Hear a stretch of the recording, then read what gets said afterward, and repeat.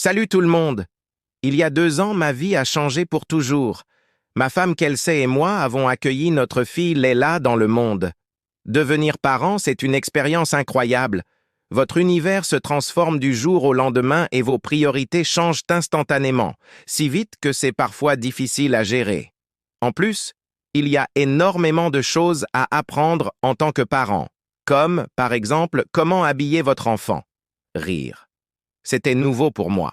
Voici une vraie tenue que j'ai pensé être une bonne idée, mais même Leila savait que ce n'était pas le cas. Rire. Donc, il y a tellement à apprendre et tellement de folie à gérer en même temps. Et pour ajouter à cette folie, Kelsey et moi travaillons tous les deux de la maison. Nous sommes entrepreneurs et gérons nos propres affaires. Kelsey crée des cours en ligne pour professeurs de yoga et moi, je suis auteur. Nous essayons de tout faire en ayant un nourrisson à la maison. Et la vie est vraiment très occupée. Quelques semaines après le début de cette incroyable aventure, quand la privation de sommeil a vraiment commencé à se faire sentir, vers la 8e semaine, j'ai eu cette pensée. C'est la même pensée que tous les parents à travers les âges et dans tous les pays ont eue. Je ne vais jamais avoir de temps libre à nouveau. Rire. Quelqu'un a dit que c'est vrai. Ce n'est pas exactement vrai, mais ça en a vraiment l'air à ce moment-là. Et c'était vraiment perturbant pour moi, parce que ce que j'aime par-dessus tout, c'est apprendre de nouvelles choses, être curieux de quelque chose, m'y plonger, expérimenter et devenir assez bon à quelque chose. Et sans ce temps libre, je ne savais pas comment j'allais pouvoir le faire encore. Donc, étant un grand geek, j'ai décidé de me rendre à la bibliothèque et à la librairie pour voir ce que la recherche disait sur comment apprendre rapidement. J'ai lu beaucoup de livres, de sites web et essayé de répondre à cette question. Combien de temps faut-il pour acquérir une nouvelle compétence? Vous savez ce que j'ai trouvé? 10 000 heures. Quelqu'un a déjà entendu ça? Ça prend 10 000 heures. Si vous voulez apprendre quelque chose de nouveau et être bon, il vous faudra 10 000 heures. Et je lisais ça dans tous les livres et sur tous les sites web. Et dans ma tête, c'était comme « Non, je n'ai pas 10 000 heures, je ne vais jamais pouvoir apprendre quelque chose de nouveau. » Rire. Mais ce n'est pas vrai. Donc, 10 000 heures, juste pour vous donner une idée, c'est un emploi à plein temps pendant 5 ans. C'est long. Et nous avons tous déjà appris quelque chose de nouveau, et ça ne nous a pas pris autant de temps, non? Donc, qu'est-ce qui se passe? Il y a quelque chose d'étrange ici. Ce que dit la recherche et ce que nous attendons et avons vécu ne correspondent pas. Et ce que j'ai trouvé, voici le hic. La règle des 10 000 heures provient des études sur les performances de niveau expert. Un professeur de l'Université de Florida State, nommé K. Anders Ericsson, est à l'origine de cette règle. Il a étudié des athlètes professionnels, des musiciens de classe mondiale, des grands maîtres d'échecs, toutes ces personnes ultra compétitives dans des domaines de haute performance. Et il a cherché à savoir combien de temps il faut pour atteindre le sommet de ces domaines. Et il a trouvé que plus on pratique de manière délibérée, plus on s'améliore. Et les personnes au sommet de leur domaine ont environ 10 000 heures de pratique. Mais ensuite, un auteur nommé Malcolm Gladwell a écrit un livre en 2007 appelé Outliers, The Story of Success, dont le point central était la règle des 10 000 heures. Pratiquez beaucoup, pratiquez bien, et vous ferez extrêmement bien, vous atteindrez le sommet de votre domaine. Donc, le message que le docteur Ericsson disait vraiment, c'est qu'il faut 10 000 heures pour atteindre le sommet d'un domaine ultra compétitif dans un sujet très spécifique. Mais voilà ce qui est arrivé. Depuis la sortie de Outliers, la règle des 10 000 heures était partout. Et une sorte de jeu du téléphone s'est joué à l'échelle de la société. Ce message disant qu'il faut 10 000 heures pour atteindre le sommet d'un domaine ultra compétitif est devenu. Il faut 10 000 heures pour devenir un expert en quelque chose, ce qui est devenu. Il faut 10 000 heures pour devenir bon en quelque chose, ce qui est devenu. Il faut 10 000 heures pour apprendre quelque chose. Mais cette dernière déclaration, il faut 10 000 heures pour apprendre quelque chose, n'est pas vrai. Ce n'est pas vrai. Ce que dit réellement la recherche, j'ai passé beaucoup de temps à la bibliothèque de CSU dans les sections de psychologie cognitive parce que je suis un geek. Et quand on regarde vraiment les études sur l'acquisition des compétences, on voit encore et encore un graphique comme celui-ci. Les chercheurs, qu'ils étudient une compétence motrice, quelque chose que vous faites physiquement, ou une compétence mentale, aiment étudier des choses qu'ils peuvent chronométrer. Parce que vous pouvez quantifier ça, non? Ils donnent donc aux participants une petite tâche, quelque chose qui demande un arrangement physique ou un petit truc mental, et ils chronomètrent le temps que met un participant à accomplir la tâche. Et voici ce que dit ce graphique. Quand vous commencez, cela prend beaucoup de temps, parce que c'est nouveau et que vous êtes horrible. Avec un peu de pratique, vous devenez de mieux en mieux. Et cette première partie de la pratique est très, très efficace. Les gens deviennent bons avec juste un peu de pratique. Maintenant, ce qui est intéressant à noter, c'est que pour les compétences que nous voulons apprendre, pour nous-mêmes, le temps ne nous importe pas tant que ça, non. Ce qui nous importe, c'est à quel point nous sommes bons, quelle que soit la signification de bon. Donc, si nous remplaçons le temps de performance par le degré de compétence, le graphique s'inverse et vous obtenez cette fameuse et bien connue courbe d'apprentissage. Et l'histoire de la courbe d'apprentissage, c'est que quand vous commencez, vous êtes grossièrement incompétent. Et vous le savez, non? Rire. Avec un peu de pratique, vous devenez très bon, très rapidement. Donc, cette amélioration précoce est très rapide. Puis, à un certain point, vous atteignez un plateau, et les gains suivants deviennent beaucoup plus difficiles à obtenir. Ils prennent plus de temps. Maintenant, ma question est, je veux ça, non? Combien de temps cela prend-il de partir de rien et d'être grossièrement incompétent à être raisonnablement bon, en espérant que cela prenne le moins de temps possible? Alors, combien de temps cela prend-il? Voici ce que dit ma recherche. 20 heures, c'est tout. Vous pouvez passer de ne rien savoir à propos de n'importe quelle compétence que vous pouvez imaginer. Voulez-vous apprendre une langue? Apprendre à dessiner? Apprendre à jongler avec des tronçonneuses en feu? Rire. Si vous mettez 20 heures de pratique délibérée et concentrée dans cette chose, vous serez stupéfait. Épaté par à quel point vous êtes bon. 20 heures, c'est faisable. Ça fait environ 45 minutes par jour pendant un mois. Même en sautant quelques jours ici et là, 20 heures, ce n'est pas difficile à accumuler. Maintenant, il y a une méthode pour faire ça, parce que ce n'est pas comme si vous pouviez juste commencer à bricoler pendant 20 heures et espérer ces améliorations massives. Il y a une façon de pratiquer intelligemment. Il y a une façon de pratiquer efficacement qui vous assure de consacrer ces 20 heures de la manière la plus efficace possible. Et voici la méthode. Elle s'applique à tout. La première étape est de déconstruire la compétence.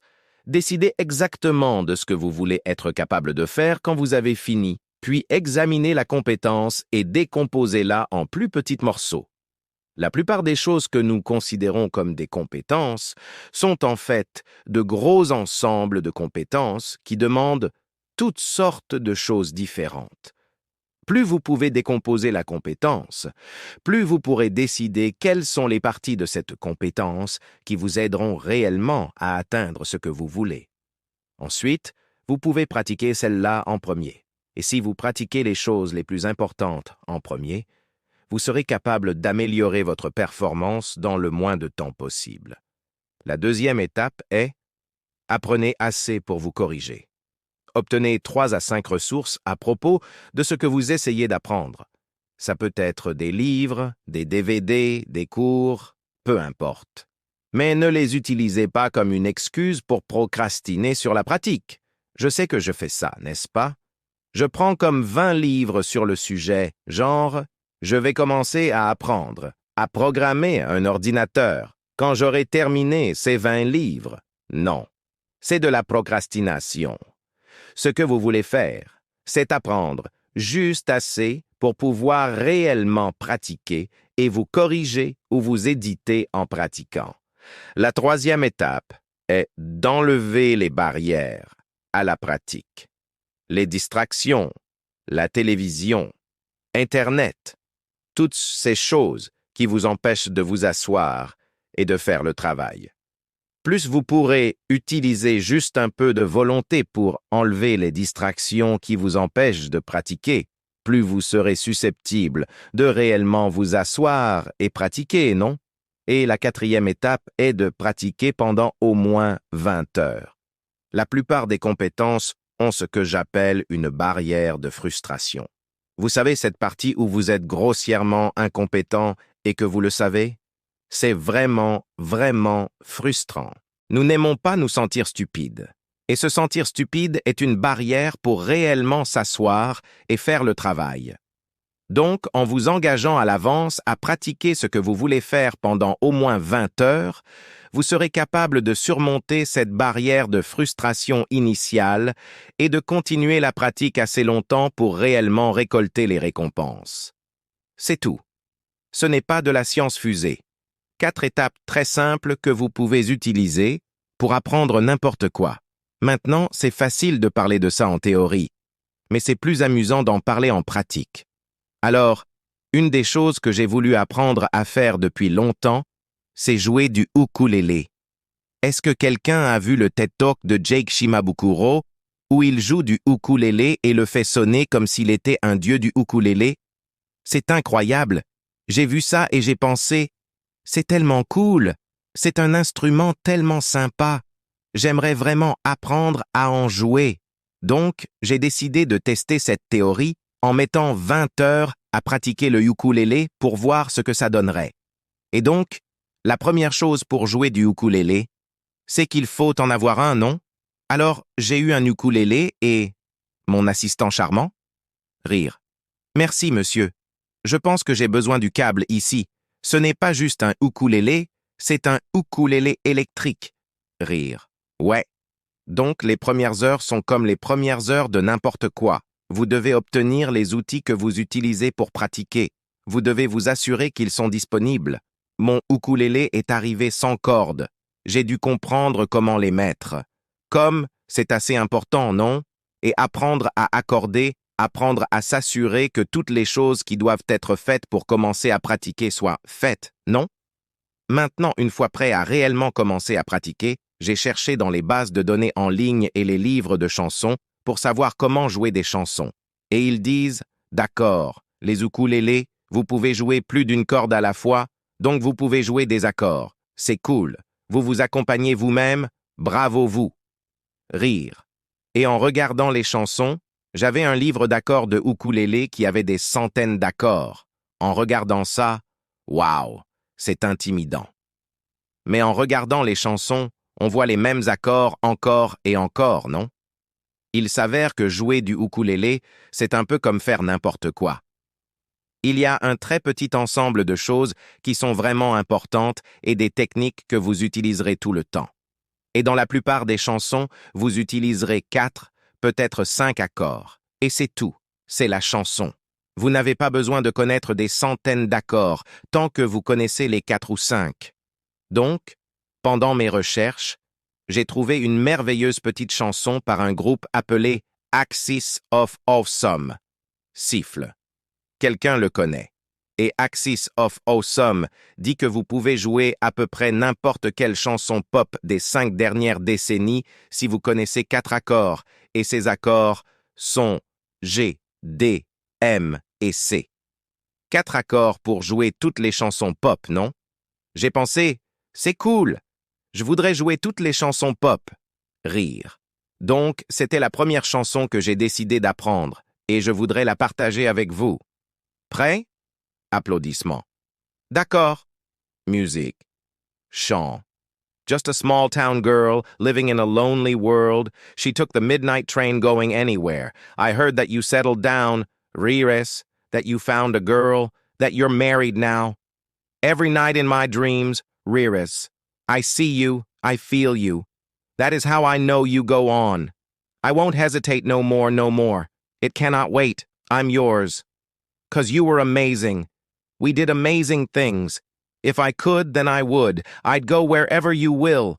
Can you feel the love tonight? Ryers. I can't live with or without you. When I find myself in times of trouble, Mother Mary comes to me. Sometimes I feel like I don't have partner. No woman, no cry. Yeah, Mama, this surely is a dream. I come from a land down under, Ryers. Once a jolly swag man camped by a billabong. Hey, I just met you, and this is crazy. Ryers. But here's my number, so call me Hey Sexy Lady. Up on Gangnam Style. Ryers. It's time to say goodbye. Closing time. Every new beginning comes from some other beginning's end. Fin du chant et de la musique. Applaudissements. Merci, merci. J'adore cette chanson. Rire. Et j'ai un secret à partager avec vous. En jouant cette chanson pour vous, je viens d'atteindre ma 20e heure de pratique du ukulélé. Applaudissements. Merci. Et donc, c'est incroyable. À peu près n'importe quoi que vous pouvez imaginer, qu'est-ce que vous voulez faire? La plus grande barrière pour apprendre quelque chose de nouveau n'est pas intellectuelle, ce n'est pas le processus d'apprendre un tas de petits trucs. La plus grande barrière est émotionnelle. Nous avons peur. Se sentir stupide ne fait pas du bien. Au début de l'apprentissage de n'importe quoi, vous vous sentez vraiment stupide. Donc, la plus grande barrière n'est pas intellectuelle, elle est émotionnelle. Mais mettez 20 heures dans n'importe quoi. Peu importe. Qu'est-ce que vous voulez apprendre? Voulez-vous apprendre une langue? Voulez-vous apprendre à cuisiner? Voulez-vous apprendre à dessiner? Qu'est-ce qui vous passionne? Qu'est-ce qui vous allume? Allez faire cette chose, ça ne prend que 20 heures. Amusez-vous bien. Applaudissements.